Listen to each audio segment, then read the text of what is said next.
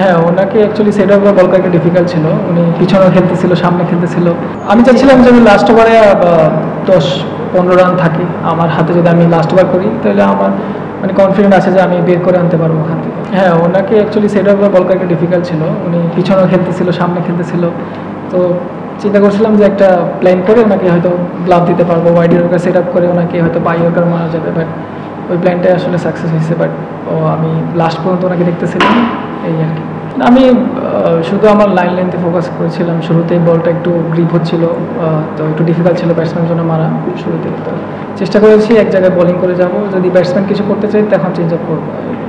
আমি চাচ্ছিলাম যে আমি লাস্ট ওভারে 10-15 রান থাকে আমার হাতে, যদি আমি লাস্ট ওভার করি তাহলে আমার মানে কনফিডেন্ট আছে যে আমি বের করে আনতে পারবো ওখান থেকে। বাট চেষ্টা করেছি, আমরা জিতছি।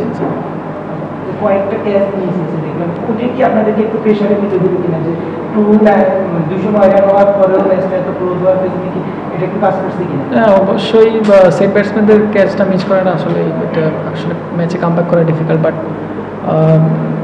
অন্য বোলাররা যেভাবে বল করেছে মানে ওদেরকেও থ্যাঙ্কস দিতে হয়। বাট অল টুগেদার আমরা ভালো ফিনিশ করতে পারছি। আমি জানি না যে আপনি এটা জানেন কিনা, আপনারা যখন ব্যাটিংয়ে ছিলেন তখন বারবার ক্যাপ্টেন এবং কোচ তালহা ভাইও আম্পায়ারের সঙ্গে কথা বলছিল, সম্ভবত ফোর্থ আম্পায়ারের সঙ্গে। ওই ব্যাপারটা আসলে কি ছিল? অনেকক্ষণ টিভিতে এটা দেখেছি। এটা হয়তো বোলিংয়ের কোনো একটা কিছু হবে। ব্যাটিং যখন ছিল, আমরা ব্যাটিং ছিলাম তখন হয়তো বোলারের ওই যে নো বলগুলো চেক করার জন্য হয়তো বারবার বলতেছিল বক্সের যে নো বলটা হয় বা কিছু একটা হবে। আরেকটা ব্যাপার হচ্ছে দুই দলই ক্যাচ ফেলেছে, আপনার মানে কোনো একটা কারণ আছে কিনা? আকাশের কারণ হতে পারে কিংবা কুয়াশা বেশি? রাতে অ্যাকচুয়ালি ফিল্ডিং করা একটু ডিফিকাল্ট দিনের চাইতে।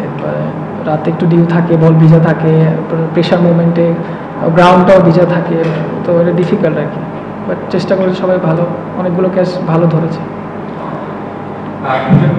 এই বিষয়ে প্রশ্ন, রিসেন্টলি অবভিয়াসলি পেমেন্ট নিয়ে রিপোর্ট বেশ কয়েকটা এসেছে।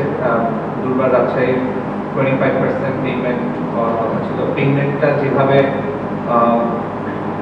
বলেছিল ওনারা, তারা কি ঠিক সেভাবে করেছে কিনা, এবং সেম ফর খুলনা টাইগার্স ছিল?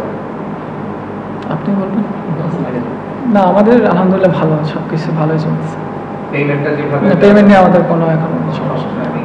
একটু যদি বলতেন যে কবে কতটুকু পার্সেন্ট কি দেওয়ার কথা ছিল? এটা তো মালিকের, উনি জানে, আমি আসলে জানি না। বাট আমাদের যতটুকু দেওয়া 40% টুর্নামেন্টের প্রথমে মানে আমাদের দিয়ে ফেলছে এখন 40%? জি। আর আপনাদের ওর তো প্রেস শেষ হয় না, শেষ হয় জি, থ্যাংক ইউ। আমি তাহলে বসি। জি ভাই, গুড লাক।